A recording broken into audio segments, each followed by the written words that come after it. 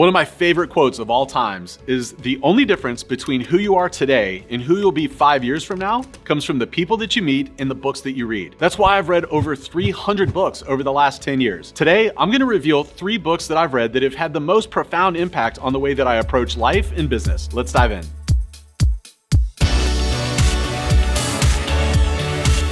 Hands down, the most impactful book that I've ever read is The 7 Habits of Highly Effective People by Dr. Stephen Covey. The general premise of the book is that Dr. Stephen Covey did this massive research project that took over 10 years, and through his studies, he was able to find that the most highly effective people that he encountered shared 7 common habits or character traits. Now, the idea of this book is really cool because it lays out these traits that all these highly effective people had, but for me, it was actually a little bit depressing, and if I'm being honest, it was a lot depressing because as I got into the book and I started reading about every sequential habit that all these highly effective people had, I quickly realized that I literally had 0 of those character traits. But rather than use it as something that held me back or made me feel bad about myself, what this book did was it gave me a roadmap. It gave me a roadmap that I could take and say okay, there's these things that highly effective people do, 7 of them, and I literally do none of them. It gave me the roadmap for the things that I needed to go and dive into and learn more about so that I could become a highly effective person. When I think about the 7 habits, one really sticks out to me head and shoulders above all the rest, and that was begin with the end in mind. Highly effective people always begin with the end in mind. Now, what it's saying is before you start a thing, have the end goal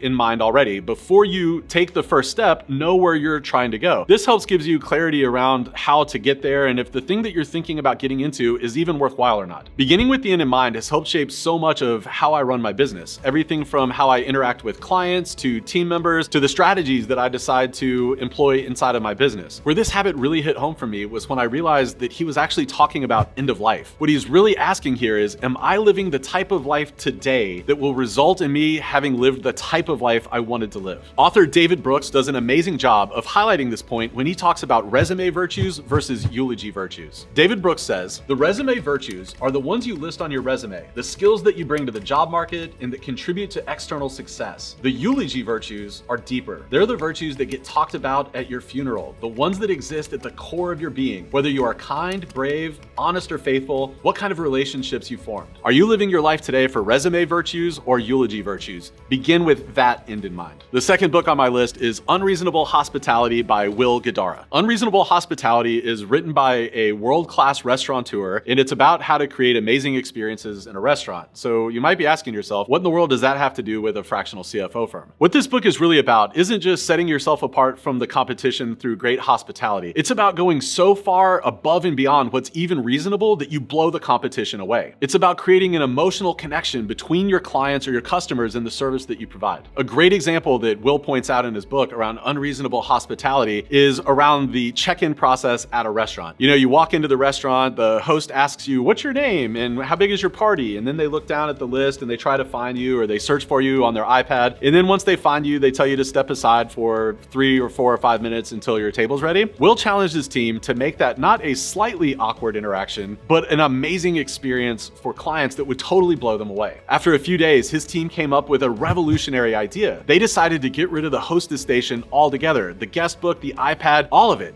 So you might be wondering, how in the world would they know who I am and what time my reservation is and how many people are in my party? Well, they memorized it. At the beginning of each day, they would go out and social media stalk everybody that was scheduled to be a guest that day and memorize their names and their faces, how big their party is, and what time they were supposed to be there. So when a guest would walk through the door, they would say, "Hey, Mr. King, so glad you're here. We're expecting you to have a party of 3 tonight for a reservation at 6 o'clock. Is that correct?" Just the idea of memorizing all of those names and faces and reservations, that's completely unreasonable. I shared that idea with my team and I said, how can we incorporate that into our firm? We've got a list of 3 or 4 big ideas that we're really excited to roll out next year that literally nobody else is doing. I'll do another episode later this year where I break down some of the unreasonable hospitality ideas that we're going to be rolling out for our clients next year. The third book is The Advantage by Patrick Lencioni. I absolutely love Patrick Lencioni's books because yes, they are business books, but they're told as fables or stories and they're so easy to read and they're much more exciting than the normal business babble that you get with the vast majority of business books out there. The Advantage is all about organizational health.